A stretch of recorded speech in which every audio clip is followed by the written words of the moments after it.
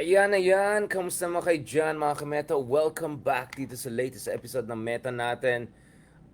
Medyo, medyo kung ano naman nangyari sa ating bayan. Of course, gusto natin pag-usapan itong Senate bill na pina-withdraw kay Senator Rizon Ontiveros in light of the backlash. And of course, itong intervention by Senator Rizon Ontiveros ukol dito sa mga fake news na pinapakalat ukol dun sa essentially sex education bill na to, reproductive bill, no?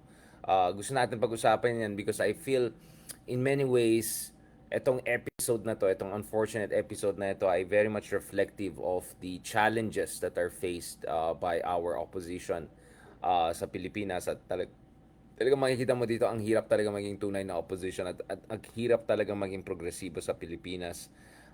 So essentially, once again, we see Senator Rizon Tiveros fighting a lonely fight. Now, obviously, naintindihan ko na all of us come from different kinds of moral and religious backgrounds. But at the end of the day, wag natin kalimutan na we're supposed to be a secular, modern, pluralistic, constitutional democracy, right? Wag natin kalimutan yan. We are supposed to be a secular, modern, pluralistic, constitutional democracy. No? So even if at a personal level hindi kayo isang ayon sa isang bill or etc., remember, hindi po trabaho ng Estado to impose morality on people. Ang trabaho po ng Estado is to uphold the welfare of the people.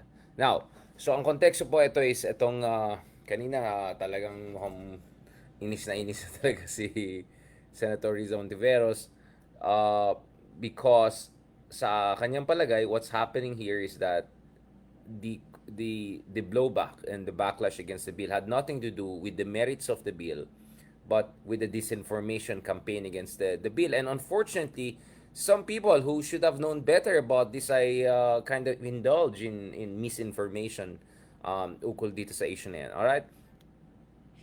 Ang totoo, pambubudol ay yung ginawa ng mga nag-fake news laban sa bill. Ang totoong pambubudol ay yung mga nagkalat ng disinformation at nanakot sa ating sambayanan sa pamamagitan ng kanilang social media operations. Ang totoong pambubudol ay yung mga nagsinungaling tungkol sa bill. Halimbawa, dun sa original na Senate Bill 1979, sige nga, ituro nila kung nasa saan dun yung pagtuturo ng masturbation sa 0 to 4 years old o pagtuturo sa mga bata tungkol sa sexual feelings or sexual rights. Aba, inamin na nila sa isang later press conference nila na wala doon sa text ng original na Senate Bill 1979. So, sino ngayon ang nambubudol? Anyway, let's get back to the substitute bill. Lalo pambubudol. So actually, nag-substitute bill na rin si Senator Rizon Tiveros in concession dito sa backlash na nangyari. Honestly, when I first heard about the thing, parang, what the heck is going on there? Tapos nakita ko yung mga quotations from different people, especially kay former Chief Justice Sereno. Like, there was something about, sexuality of children, etc. na parang I found like, what? What the heck is going on here, di ba? At mukhang talaga, unfortunately, may misinformation and disinformation na nangyari dito. Kaya kung ano nang pinagsasabi ng tao.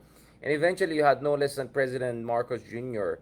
Also coming in and vetoing ito yung sinasabi nila na um, woke bill. Ayan ang problema natin. Alam mo guys, actually, just to be clear, minsan, there was a time na ang pinaka-worry ko is, yung mga progresibo sa Pilipinas or yung mga liberal sa Pilipinas, gagayahin nila yung mga pa-woke-woke na nakakairita na taga, alam mo, ng mga AFAM. Ang napapansin ko ngayon, parang iba yung nangyari. Ang nangyari ngayon is, pamaga-maga.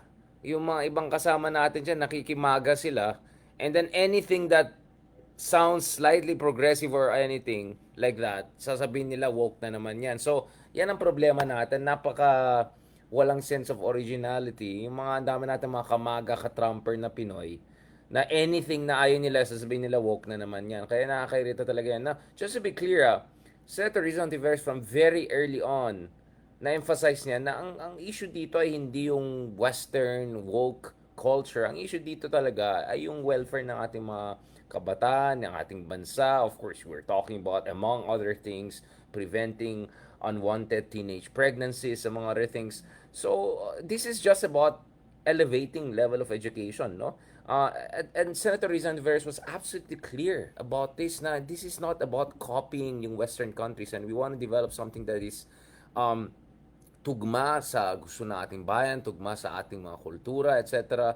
She was very clear about this early on. Prevention of Adolescent Pregnancy Bill na ang Comprehensive Sexuality Education o CSEI guided by DepEd and international standards.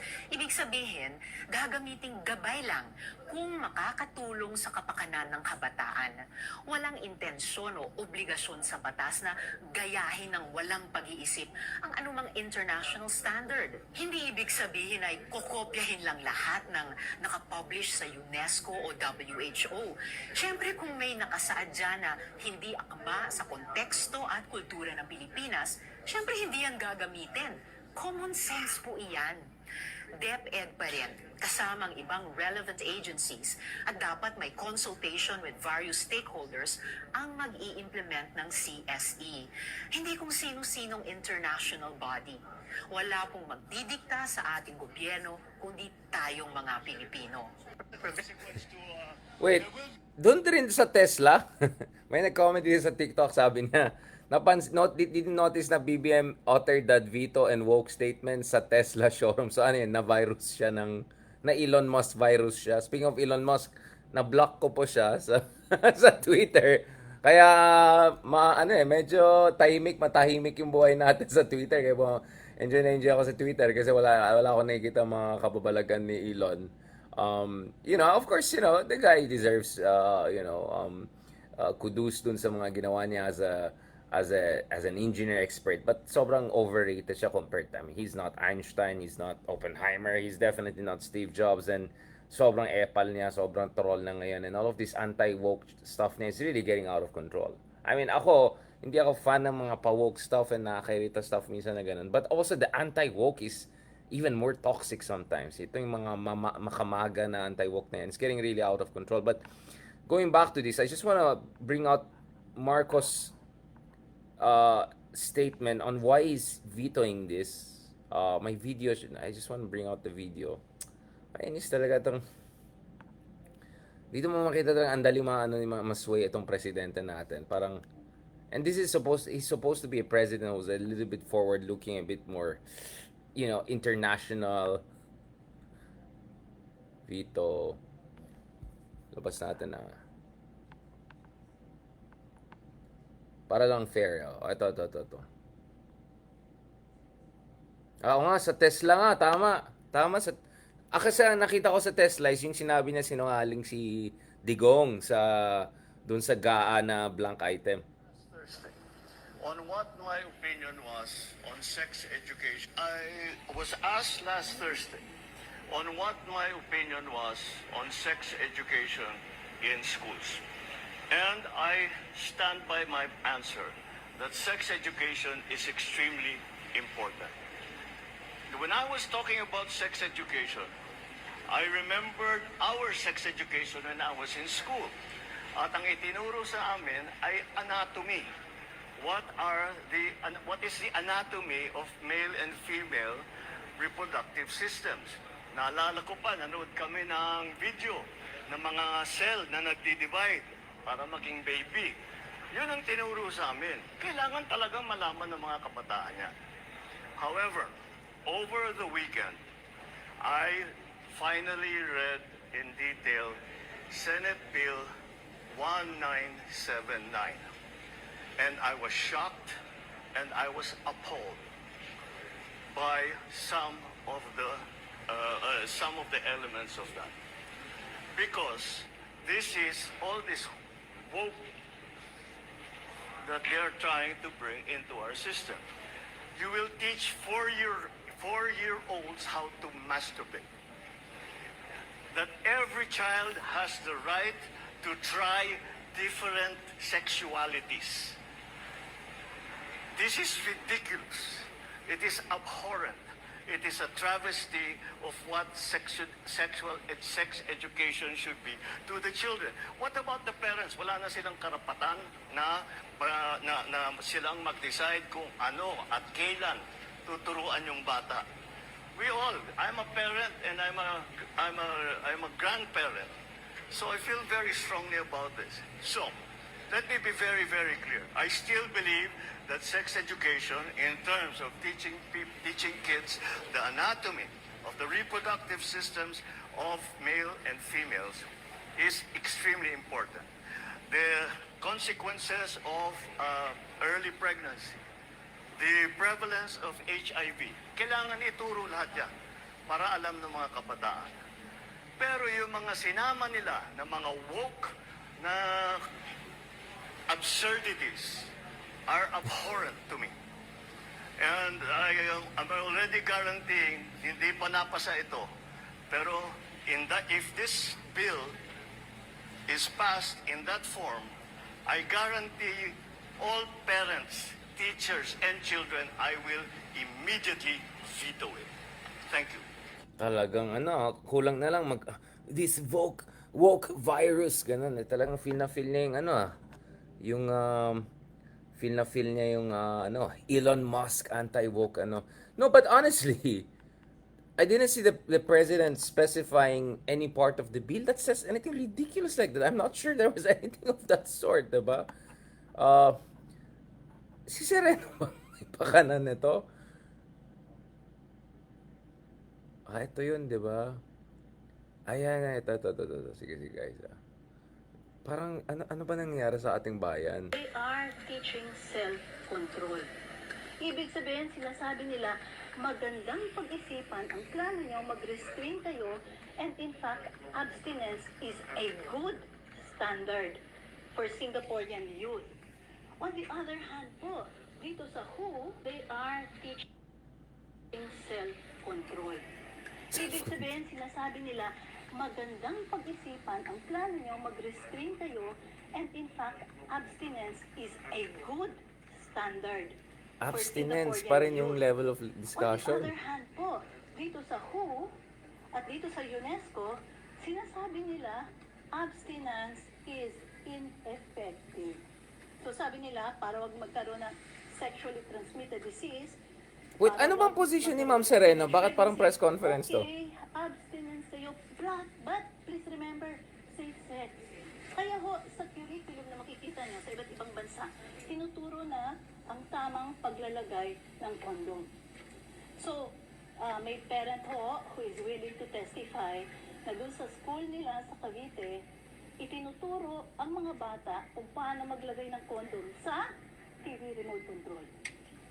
Ibig sabihin po, yung concept na gusto mo mag-sex, bago ka mag-sex, mag-aral ka muna maglagay ng condom properly. So marami na pong iba't ibang stories sa Guatemala, sa Africa, sa US.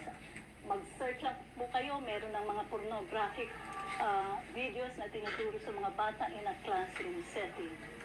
Yan ho ang direksyon. Pag ang sinunod natin ay ang international standard. So a point na slippery slope na naman. Education. If you do that next thing, porno Ang na. sinasabi ng grupo ng mga parents na biglang nag-ingay, ito po yung Project Dalisay at yung National Coalition for the Family and That's Education. where she's coming from. Bakit Okay. natin binabypass ang primary duty ng parents to teach sexuality? Meron naman tayong RA 11908, Parental Effectiveness Service Program. Ibig sabihin, i-equip natin yung parents, magtulungan ang school, ang parents, ang PTA, ang LGUs, at iba't pang ahensya ng gobyerno.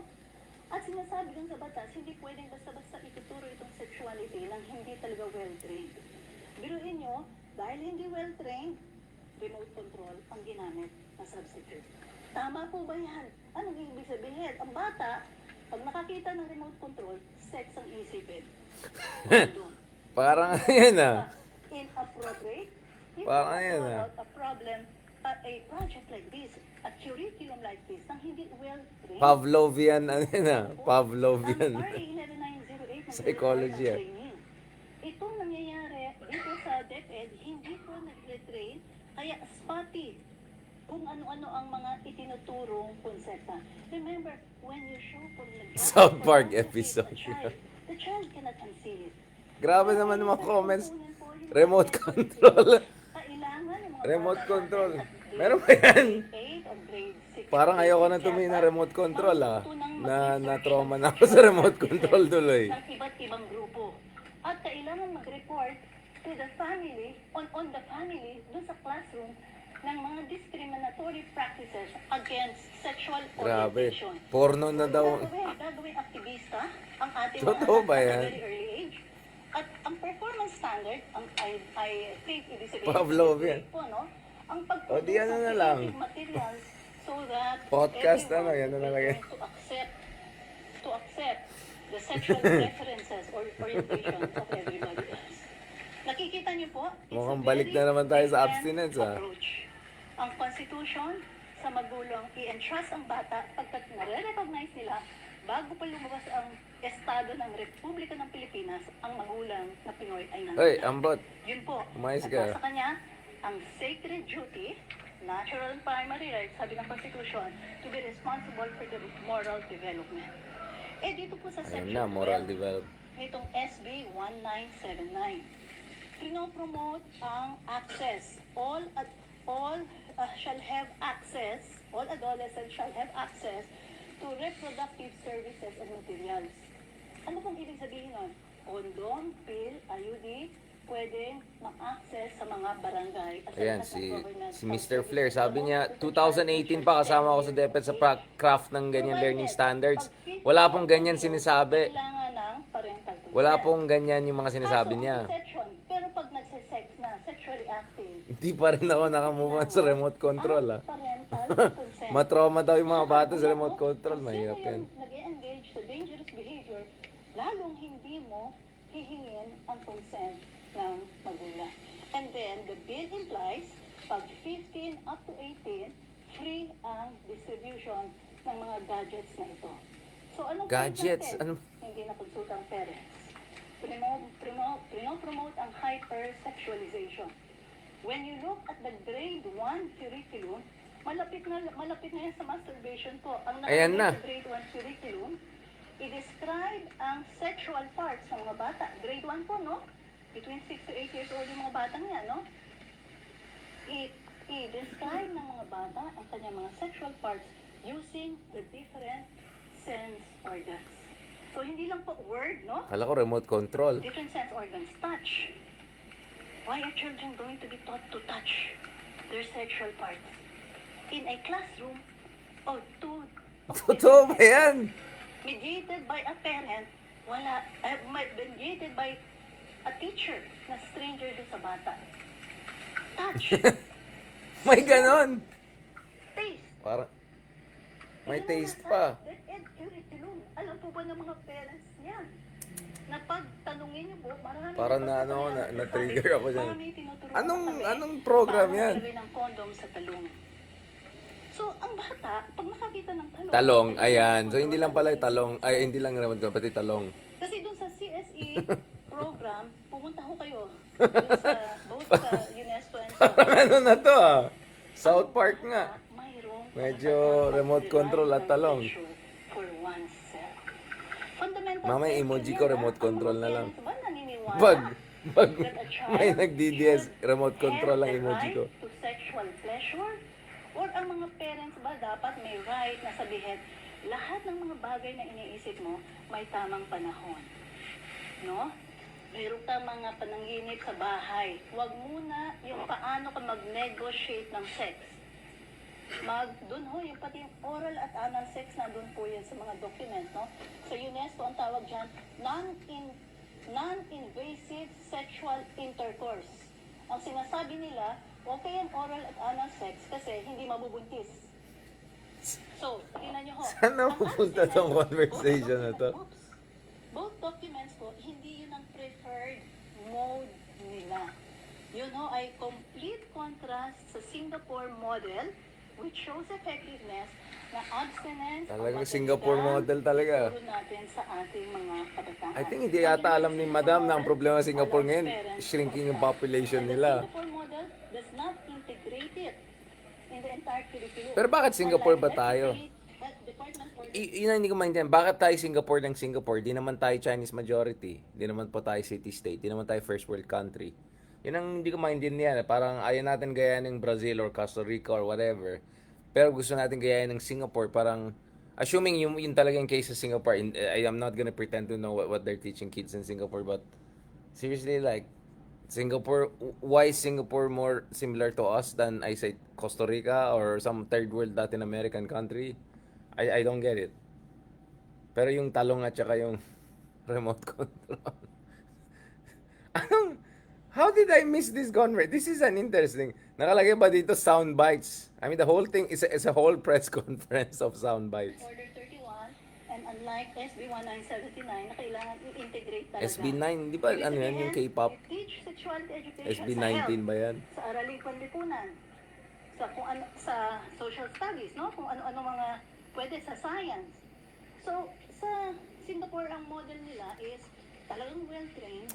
Bakit Yung mga Singapore CSE lang? experts, Singapore 3 years in a year lang itinuturo, hindi earlier than adolescence. By the way, the RH law prohibits the teaching of RH issues, or rather, it does not prohibit, but it only identifies that you Ayun can pala only teach it at the to adolescents, meaning 10 to 19. Pero itong DepEd Memo Order number 39 from K to 12.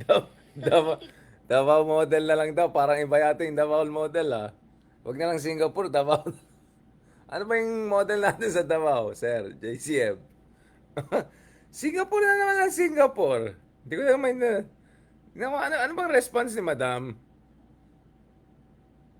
Hindi, nasa-shock talaga. I had no idea. Ang nakita ko lang online yung mga memes. Akala ko joke lang yan. Talaga totoo pala itong remote control at saka talong. Wait lang. Talaga, yung mga post nila, wala rin sinasabi health law na matagal nang Nabisit na naipasa. Kaya, laban sa panukalang batas na ito. Nakakagulat. Yan. Sige. This bill isn't just necessary, it's urgent. We cannot ignore this issue anymore. Bilang may akda ng bill, nakakagulat at nakakagalit ang mga kasinungalingan na kumalat sa social media laban sa panukalang batas na ito. We all want what's best for our children, but outright lies, misinformation, disinformation, and promoting fear can lead to more harmful decisions about our teens' lives. Nililito lang nila tayo. Ngayong umaga ay kaklaruhin at iwawasto natin ang napakaraming mali-maling impormasyon tungkol sa panukalang batas na ito. Kasama ko rin sina Yusek Angelo Tapales ng Council for the Welfare of Children at Dr. G.P. Perez, dating Executive Director ng POPCOM, upang ipahayag ang kanilang suporta sa ating talakayan. Alin nga ba yung mga mali-mali? Una, walang anumang probisyon tungkol sa pagtuturo o paghikayat ng masturbation sa mga batang edad 0 to 4 years 0 years old. o yung magtuturo daw di umano ng bodily pleasure sa mga batang 6 to 9 years my God, old. saan nila O ituturo din daw sa bata na may sexual rights sila. Absolutely none of these concepts exist in our bill. Those lines in their supposed rebuttal are complete and total fabrication. Ikalawa, hindi ginagamit dito sa Pilipinas yung pinipilit nilang standards for sexuality education in Europe. Hindi din po ito ang reference sa comprehensive sexuality education, kundi ang responsible parenthood and reproductive health law na matagal nang naipasa. Kaya makasisiguro tayo na sang-ayon nito sa ating konstitusyon. Wala ring sinasabi sa bill na kailangan sundin ang mga patakaran sa ibang bansa. Kaya maling-mali talaga yung mga post nila na unconstitutional daw ang Prevention of Adolescent Pregnancy Bill. Ikatlo, isa pang fake news na kung ang bata ay sexually active, hindi na daw pwedeng sabihin sa mga magulang. Kung saan nila nahugot yan, hindi ko alam. Dahil walang batas o anumang polisiya sa Pilipinas ang magtatangkang magbawal sa mga magulang na gumabay sa ating mga anak. In short, I can confidently say these outrageous claims from Project Dalisay were pulled out of thin air. May national emergency na nga. Ang inatupag pa nila ay pananakot sa mga Pilipino. Enough is enough. Let us demand real education. Yung pala, for our Project kids. Dalisay, dyan pala galing yung Bilang mga ina ganyan. ng 4 na anak, na 3 sa kanila ay babae, at bilang isang panghabang buhay na nananampalataya, hindi ko po hahayaang mabalot sa kasinungalingan ang mga bata. Manindigan tayo sa tama. Hinihikayat ko rin ang ating mga allies at stakeholders na iparinig ang inyong mga boses para maampat ang pagkalat nitong mga fake news na ito. Grabe, pati ang Ngayong umaga, kasama rin natin ang iba't ibang child rights advocates at civil society organizations na pwede ring sumagot sa mga tanong ninyo. Pwede nyo rin silang makausap mamaya pagkatapos ng ating press con. Maraming salamat po. So yun so just balikan natin. Actually, it's just shocking that President Marcos easily fell also for itong mga fake news na yan. Kaya ang response actually ni Riza Ontiveros kay President Marcos was, Mr. President, with all due respect, it's clear that there's no such word as, in the bill. She also said that the bill does not encourage kids to try different sexualities. Child sex education contains the very same things you support, teaching kids anatomy and the consequences of early pregnancies.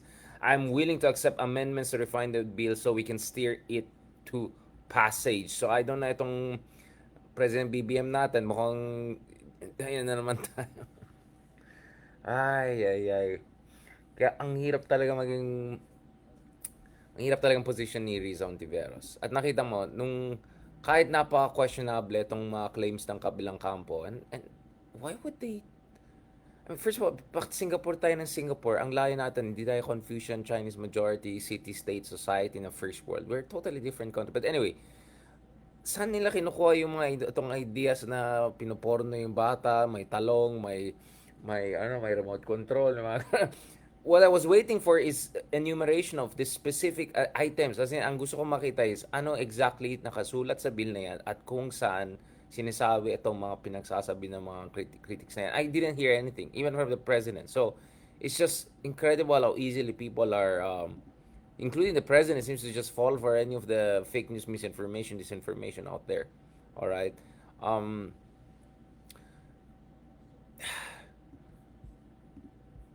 Alam mo guys, very quick lang dito isa sa mga dahilan ng Pilipinas ay napakahirap, no? Actually, isa sa mga dahilan ng napakahirap ng bansa is wala tayong talagang, first of all, wala tayong malakas na estado. Napakahina yung estado natin. Ang dali intimidate yung estado natin ng mga organized groups, mga oligarchs, mga religious groups, mga foreign powers, and mga other things. So, kung wala kang organizing principle, wala kang central force for development, wala talagang pag-asa yung bansa mo. Pangalawa, weak state also means wala tayong mga polisiya to make sure na meron tayong sustainable population management policies.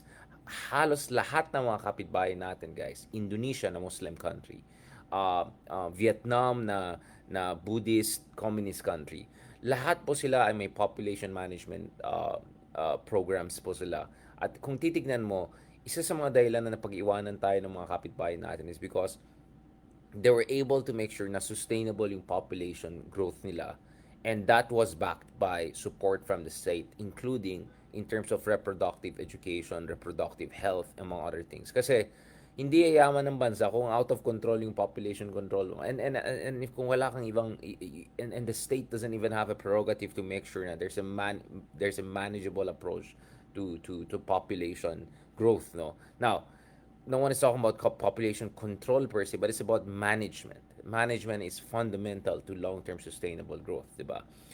At alam natin, unfortunately, a lot of cases of unwanted pregnancies, a lot of cases of, having 10, 15, 20 children, it usually happens actually among the poorest section of the society, right? So, ibig sabihin talaga, kulang sa education, kulang talaga sa state support, kulang talaga sa management policies, etc. Pero, hindi talaga magkakaroon ng pag-asa ng ating bansa if it's so easy to intimidate the state, it's so easy to just make up stuff about any bill and prevent the state from doing anything substantial. Naalala ko nung panahon ng reproductive health bill, dinedemonize din yung bill na yan. Kung ano-anong sinasabi, including, naalala ko may sermon tapos inatak pa si Riza Ontiveros sa mga other things. So all of these things actually remind me gaano katapang talaga si Riza Ontiveros. Year after year after year, kahit ina-attack siya, kahit daming fake news laban sa kanya, kahit kung ano-anong sinasabi out of thin air as she puts it, go pa rin siya. And she's also willing to make compromises, amendments, whatever is necessary so that yung bansa natin ay medyo tumutugma dun sa international standards and where we have to go to. Kaya sabi ko guys oo naman, of course ayaw natin ng mga woke western standards, pero wag natin rin abusuin woke ito at saka makimaga tayo. Hindi tayo Estados Unidos, hindi tayo western country guys.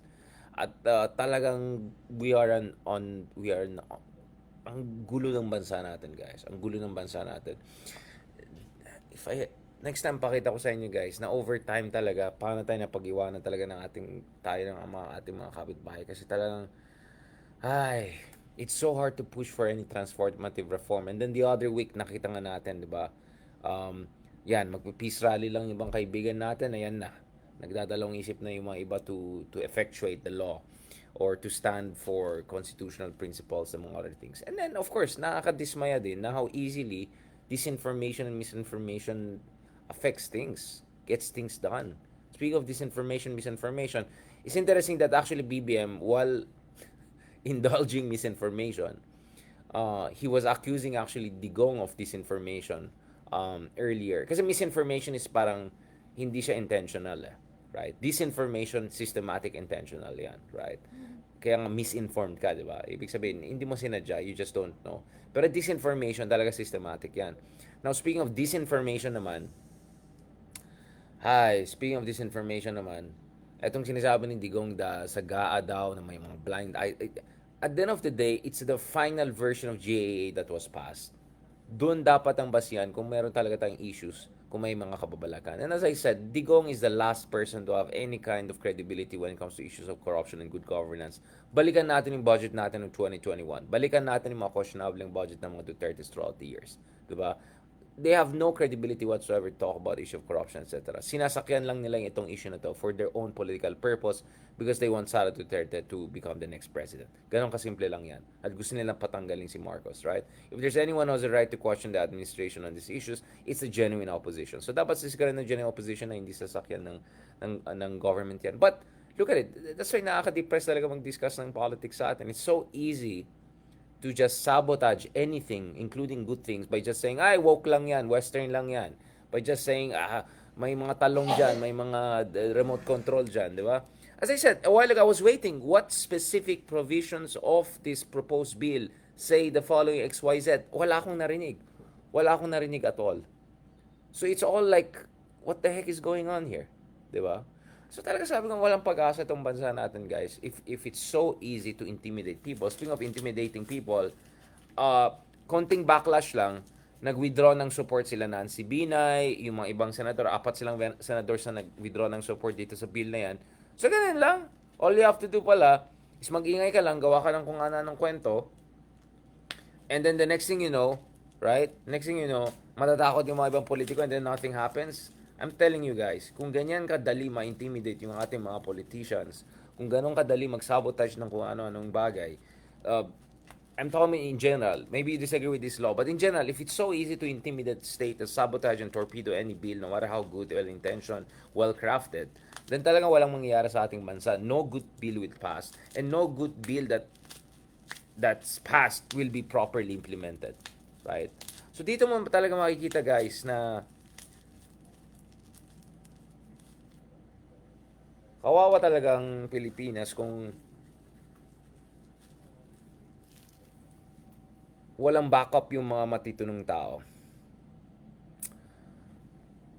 I mean, we're so lucky that there are people like Riza Ontiveros. Again, I'm more socially conservative probably than her on certain issues. Perhaps I have different take on things, etc. But nevertheless, etong tao, matapang tang tao na to eh. Conviction talagang basis of politics niya. Iron Lady talaga siya ng progressive movement sa Pilipinas. Having said that, guys, tignan mo talaga how isolated she is. Parang mag-isa lang niya, she has to push back against a president indulging in misinformation, some groups coming up with disinformation or misinformation, and then easily nag-back out kagad yung mga ibang senators, ganun. Like, that just tells you guys, kailangan talaga natin na padamihin yung mga matitinong senador dyan sa ating legislatura at padamihin natin yung mga matapang na tao at saka kailangan magsalita rin ng tao, hindi natin hayaan na ganyan-ganyan lang, any kind of law can be easily intimidated, ganyan-ganyan lang, any group can come in and just, sabotage anything. I'm all for pluralistic, I'm all for open discussion, but not based on misinformation, disinformation, scare tactics. Ano daw, next thing daw, porno na daw ipapakita sa mga bata. Is this a joke? And then Singapore tayo ng Singapore as if naman Singapore is a completely compatible country with us. For anyone who's bothered to spend time in Singapore, I almost worked there, right? I almost taught there in Singapore a few years ago. It's such a different country from ours. We're way more similar to, I don't know, El Salvador, Costa Rica, or even some European countries like Italy or Spain than Singapore. So Singapore tayo ng Singapore, ito na naman yung mga Asian values argument, yung mga ganito na hindi ko maintindihan. And by the way, Singapore has had very strict population management, yung three-child policy back in the day. We never had anything like that. So if you want to talk about Singapore, let's also talk about those things. Yung mga strict policies nila back in the day to create management. Why are we not talking about Vietnam? Why are we not talking about Indonesia? Why are we not talking about more similar countries in Southeast Asia? Bakit Singapore, right? So, nakatisma yan. But for me, minsan talaga grabe, no? Believe ka rin kay Senator Risa, no? I mean, the odds she has been facing year after year, decade after decade, she has been really a lonely warrior throughout the years and tuloy-tuloy pa rin siya.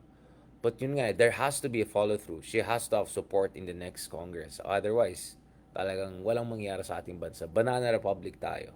Things move in this direction, mag-ingay yung isang grupo, things will move in this direction. Things move in that direction, mag-ingay yung grupo, things will move in that direction. We're gonna be a hapless, directionless, captainless ship, right? Going to nowhere. Yun po yung mangyayari sa ating bansa. And we have to be very, very clear also na etong woke na yan, hindi ma-weaponize yan. Hindi ma-weaponize yan. There are some really irritating pa-woke stuff that we have to call out. There's certain Western irritating stuff that we should make sure we steer clear of. But we cannot dismiss anything that doesn't agree with our principles or values na medyo mas progressive. Ay, woke yan. Ay, imposed yan. Ay, Western yan. No. We shouldn't allow that. So I'm actually very disappointed in the president for going almost Elon Musk about, like attacking this, lambasting this bill without even citing. Nagbasa ba talaga siya? I doubt the president really read it, to be honest. I'm not even sure he's a guy who really reads a lot. No offense. So, I don't know. Good luck na lang talaga sa atin. Anyways, on that note, as I said, once again, we see, na-vindicate na naman tayo. Sabi ko talaga, if there's one person na talaga matapang na uncompromising was stood by her principles and convictions, no matter what were the odds against her, talagang Risa Ontiveros lang talaga yan. Kaya nga sabi ko nga talagang mapabilif ka talaga sa kanya. And, these are the kind of leaders that we have to rear for the genuine opposition for a better Philippines. Yung mga tao na hindi madaling ma-intimidate, yung mga tao na matapang, who are willing to call out misinformation, disinformation, or willing to call out the president who probably was too lazy to actually read the proper bill, right? Before making any comments and all and jumping into this kind of a rant of anti-woke rant and all of that. It's just so disappointing, guys. It's just so disappointing. At as I said, walang mapupunta nating bansa unless we create a culture of critical thinking and we support people who are really doing their best here. So guys, if in whichever way you can, please show your support. Maybe you don't agree on this bill, it's okay, but show support to the few stateswomen and statesmen out there who are really doing their job, which is to serve public interest and to stand for what is right, for their conviction, and stand true dun sa kanilang mga pinangako sa kanilang mga constituencies nung tumakbo sila sa elections, right? Yun pong kailangan natin. And we should call out, whether it's a lazy president who just reads some memes and then claims to have read the whole bill, whether it's some senators who konting pitik lang, nag-back out na kaagad, whether it's people are just coming up with stuff out of thin air just to push for a certain agenda. No, it shouldn't be that way. Kaya nga talaga kailangan natin ng organization and all. Kaya kahapon talaga na-appreciate ko yung conversation natin with Kapersi, because Kapersi really has experience of organizing, bringing people together. Despite the fact na talaga alam natin all the odds are always against progressives and people who want to change the country for better. Actually, doon mo talaga makita bakit tayo napag-iwanan eh. It's just so easy to sabotage everything. Alright, on that note, thank you very much guys. I know medyo depressing note natin today, but tomorrow hopefully medyo more interesting note tayo with Sir Ronald Llamas naman tayo. I will find time. Squeeze in natin sa schedule niya while he's going through Europe na naman. Sosyalin talaga itong Secretary Llamas natin. But let's try to continue this conversation. We'll talk about this. We'll talk about Digong's accusation about GAA. And we're going to talk about also the trajectory of Philippine politics in the weeks and the months to come. On that note, thank you very much. God bless and talk to you soon. At wag niyo kalimutan yung talong at saka yung remote control. Ayan tayo.